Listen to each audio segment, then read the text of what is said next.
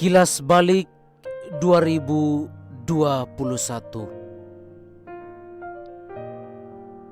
Syukur atas segala rahmat.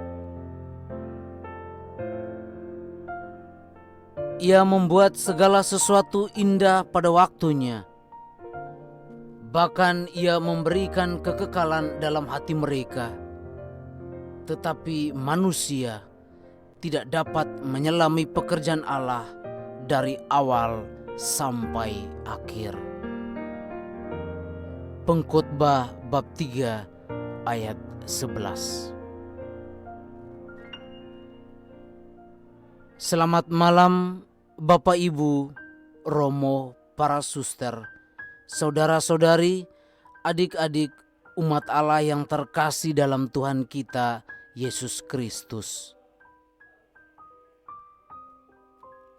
Pada gelap malam yang mendung ini, di penghujung tahun 2021, dalam nada persaudaraan, saya mengajak kita untuk merefleksikan kembali yang telah kita lalui dalam rentang waktu yang panjang selama tahun 2021 yang beberapa menit lagi akan berakhir dan berganti ke tahun 2022. Kita telah bersama membangun kerajaan kasih, berbagi cinta, dan mengalungkan keabadian pada waktu yang lampau. Waktu adalah sesuatu yang tak terelakkan dan tak berujung, bukan? Bergulir tanpa mempertimbangkan apa yang sedang terjadi dalam hidup kita. Entah kita sedang bersukaria ataupun berduka cita, waktu tetap bergulir. Waktu ada dalam dirimu dan diriku.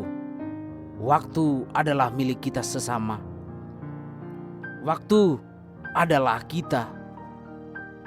Sekalipun kita telah kehilangan semangat dan arah tujuan, namun yakinilah bahwa waktu tidak akan membiarkanmu berjalan sendiri. Kita menyadari bahwa segala sesuatu di dunia ini diciptakan secara berpasang-pasangan. Awal berhadapan dengan akhir, pertemuan berhadapan dengan perpisahan, gelap berhadapan dengan terang, kehidupan berhadapan dengan kematian, sukacita berhadapan dengan duka cita, dan semuanya ini berlalu bersama waktu. Inilah realitas kehidupan kita yang fana. Ketika kita merasa telah berjuang begitu keras, ternyata tidak berbuah hasil yang memuaskan. Sebaliknya, ketika dia yang tidak pernah berjuang, namun tiba-tiba mendapatkan hasil yang membahagiakan, di sanalah segala pertanyaan keheranan pun akan muncul hingga tercipta kecemburuan sosial. Ketika kita sedang mempertaruhkan kebahagiaan, namun dalam sekejap mata kita pun dirundung kesedihan. Kehilangan orang yang kita cintai, suami, istri, anak, bapak mama, kakek dan nenek. Masih ada tangisan yang senantiasa mengiringi jalan kita yang berliku. Masih banyak hal yang entah telah terjadi atau masih dalam angan yang masih jauh dari harapan kita di sepanjang tahun 2021. Perjuangan selama tahun 2021 bukanlah perjuangan yang tak berarti, akan tetapi mengajarkan kita sesuatu yang bermakna dan akan selalu memberi arti pada setiap diri. Selama tahun 2021, di dalam keluarga, sebagai anak mungkin saja kita merasa kurang mendapat perhatian dari orang tua, bahkan merasa ditelantarkan. Dan sebaliknya, sebagai orang tua kita menemukan bahwa anak-anak kita di zaman milenial sulit untuk dididik. Seiring bergulirnya waktu, ketika menjadi kakek dan nenek, kita merasa ditinggalkan dan terabaikan. Orang tua merasa kesepian. Selain itu, di tahun milenial belakangan ini, Orang tua merasa anaknya menjadi berbeda dalam hal karakter dan sikap akibat terpengaruh perkembangan zaman, terjebak dalam tawaran-tawaran teknologi, bermain game online, berbicara sendiri dengan HP di hadapannya hingga lupa segalanya. Yang dekat menjadi jauh, yang jauh menjadi dekat. Di lembaga, instansi atau tempat kerja, mungkin saja terjadi perselisihan antara pimpinan dan karyawannya. Pimpinan merasa bahwa karyawannya sulit diatur dan tidak lagi menghargainya. Sebaliknya, dari pandangan karyawan, integritas dan kinerja pimpinannya tak lagi sesuai visi dan misi bersama. Hal ini kemudian menciptakan ketidaknyamanan dalam aktivitas keseharian, saling menyapa dengan suara yang keluar dari dalam mulut namun tak menaruh rasa simpati sedikit pun dalam hati. Selain itu, sesama teman dalam instansi pun sering muncul rasa cemburu ketika ada perbedaan perlakuan dari pimpinan terhadap setiap karyawan, seolah merasa tak terima atas kekurangan yang didapatkan dengan kelebihan yang diperoleh oleh teman lain. Di lingkungan pendidikan, para guru mengeluh dengan sistem pembelajaran di tengah pandemi selama tahun 2021, di mana segalanya serba online atau dengan sistem daring. Akibat ulah pandemi ini, jantung pendidikan pun goyah, sistem dan metodenya pun nyaris berubah. Internet menjadi transportasi pertemuan antara guru dan siswa, mahasiswa dan dosen. Tatap muka di dalam kelas diganti tatap layar Android dari masing-masing rumah. Walaupun tidak efektif, namun semangat tetap solid. Sebab inilah kenyataan yang harus dijalankan. Mau tidak mau, siap tidak siap. Para guru yang belum terlalu mahir akan peralatan teknologi ini dituntut dan dipaksakan untuk mampu mengoperasikannya. Dari pandangan orang tua dan siswa, mereka mengeluh bahwa sistem pembelajaran ini merugikan, baik dari ilmu yang diserap ketika belajar online maupun uang pulsa yang terus menguras isi dompet. Tak hanya itu, kondisi geografis di mana banyak siswa yang daerahnya belum terjangkau jaringan internet pun menjadi tantangan terbesar yang kemudian mempengaruhi hasil belajar mereka. Hal ini akhirnya menciptakan metode baru di mana para guru harus mengunjungi dan memberikan pelajaran di tempat tinggal siswa secara berkelompok. Di lingkungan masyarakat, aktivitas sosial pun berlangsung dengan aturan protokol kesehatan yang ketat. Tangan dicuci, mulut dan hidung ditutup masker, jabat tangan diganti simpul jari sambil angguk kepala, jarak pun dispasi dan dibatasi, seolah di antara kita ada dinding penyekat. Banyak yang kehilangan pekerjaan, jatuh dalam kehampaan ekonomi, tidak adanya pemasukan dan penghasilan. Dengan terpaksa, mobil, rumah, motor, tempat usaha dijual hanya karena pandemi. Semua ini tentunya demi mempertahankan sesuap nasi untuk kelangsungan hidup. Bapak Mama, Romo, para suster, saudara-saudari, adik-adik yang terkasih. Tahun 2021 telah banyak mencatat dan merekam sekian gejolak dan problematika kehidupan. Hal-hal yang telah disampaikan sebelumnya mungkin hanya hal kecil yang kita alami. Namun ternyata banyak peristiwa besar yang turut menyelimuti kehidupan kita. Di antaranya, di awal Januari pada tanggal 13 tahun 2021, Indonesia memulai program vaksinasi COVID-19 tahap pertama. Orang nomor 1 Indonesia, Presiden Joko Widodo menjadi orang pertama yang disuntik vaksin COVID-19. Selanjutnya, program itu digencar dilaksanakan untuk mempercepat kekebalan kelompok. Selain itu, peristiwa tragis lainnya pun terjadi pada awal tahun pada tanggal 9 Januari 2021, yakni tenggelam dan meledaknya pesawat Sriwijaya Air di Kepulauan Seribu dengan rute penerbangan Jakarta-Pontianak. Peristiwa ini telah menelan korban jiwa sebanyak 62 orang. Masih di awal Januari, terjadi bencana di beberapa wilayah di Indonesia, longsor di Sumedang, gempa bumi di Sulawesi, meluapnya air laut di jantung kota Manado, banjir menggenangi sebagian kota Kalimantan.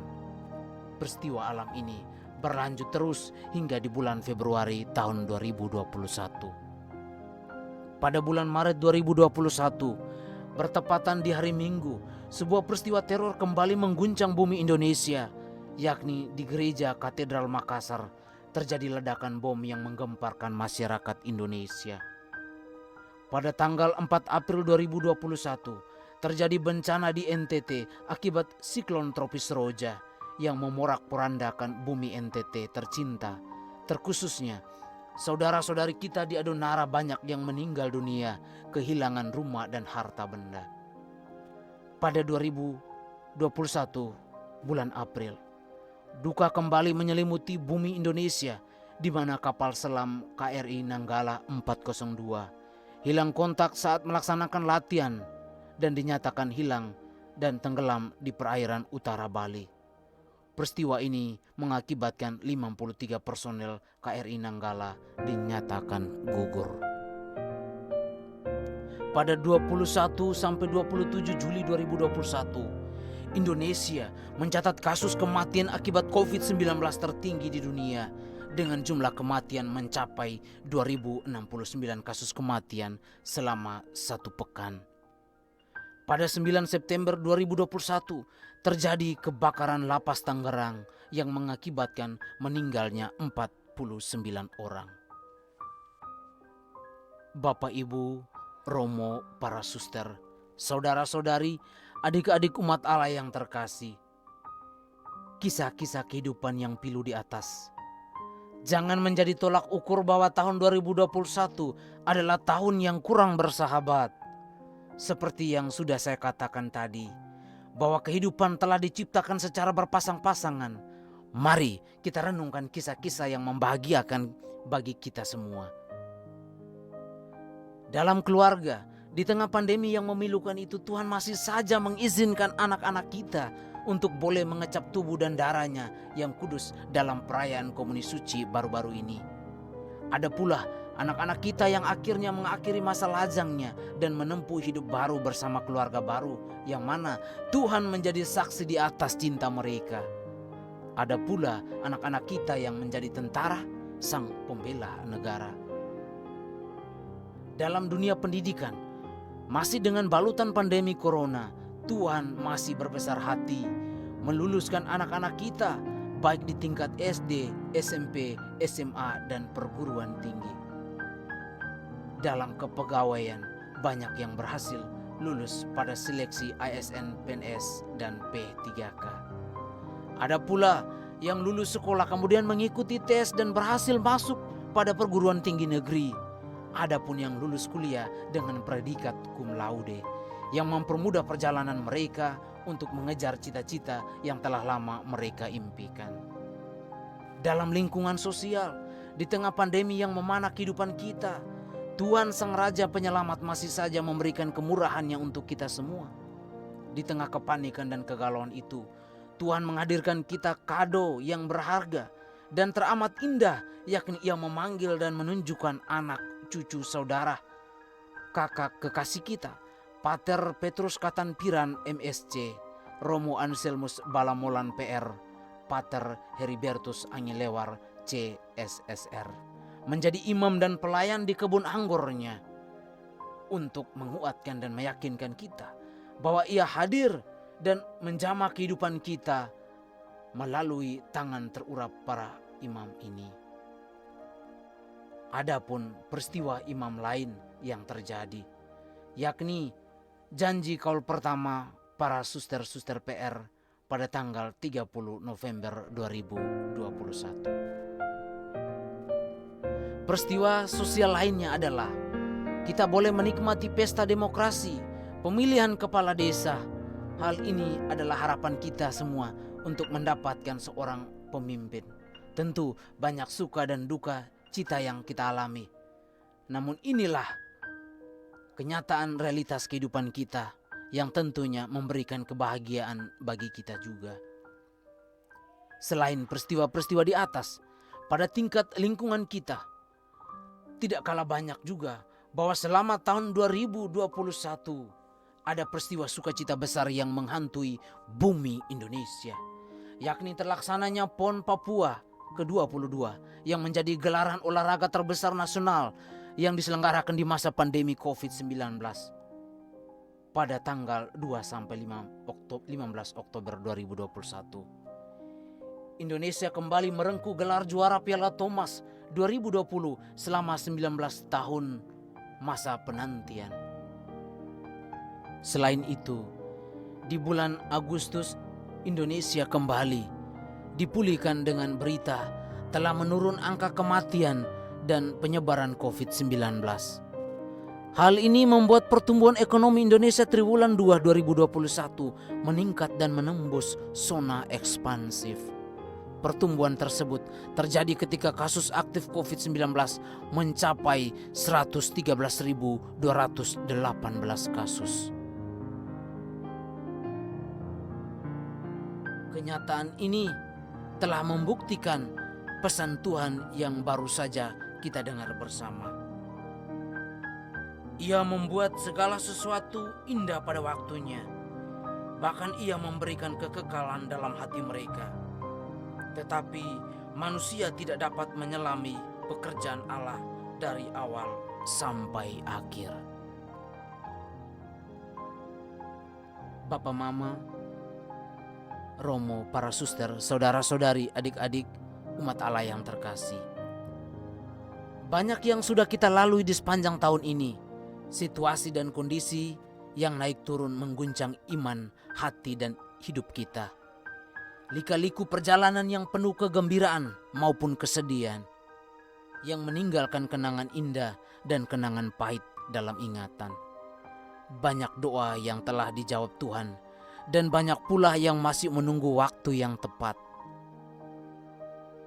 Pertanyaan permenungan untuk kita: sudah berapa jauh kita berjalan menuju arah yang lebih baik? Berapa banyak yang kita lakukan pada sesama? Sekarang saatnya kita mengevaluasi semua yang sudah kita lakukan 1 tahun belakangan ini. Waktu yang sudah berlalu tidak bisa dikembalikan lagi. Semua yang telah kita alami adalah guru terbaik yang mengajarkan kita dalam banyak hal.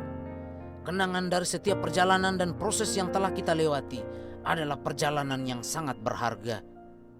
Dan semua itu tidak pernah lepas dari campur tangan Tuhan sebagai bukti kasih-Nya dalam hidup kita.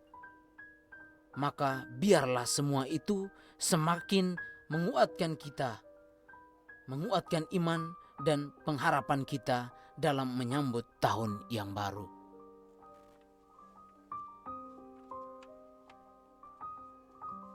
Bersihkan hati dan lepaskan hal-hal yang menyakitkan, kekecewaan, kegagalan, permusuhan, dan yang lainnya. Hendaklah kita saling mengampuni seperti Allah telah mengampuni kita terlebih dahulu. Tanamkan semangat yang positif, senantiasa bersyukur dan percaya pada Allah kita yang luar biasa. Simpan kenangan indah yang telah kita alami untuk dapat kita kenang di kemudian hari. Tutup tahun ini dengan sukacita dan damai di hati. Ucapkan selamat tinggal pada tahun yang lama, yang mungkin merupakan tahun yang penuh dengan kenangan pahit. Dan persiapkan hati dan hidup kita menyambut tahun yang baru, tahun dengan lebih banyak sukacita dan harapan baru.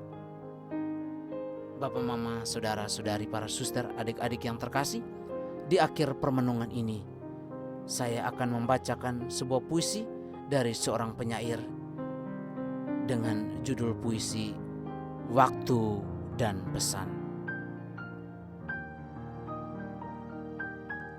Waktu itu kejam, berputar tanpa peduli, bergulir tanpa kompromi, dan semua akan berubah.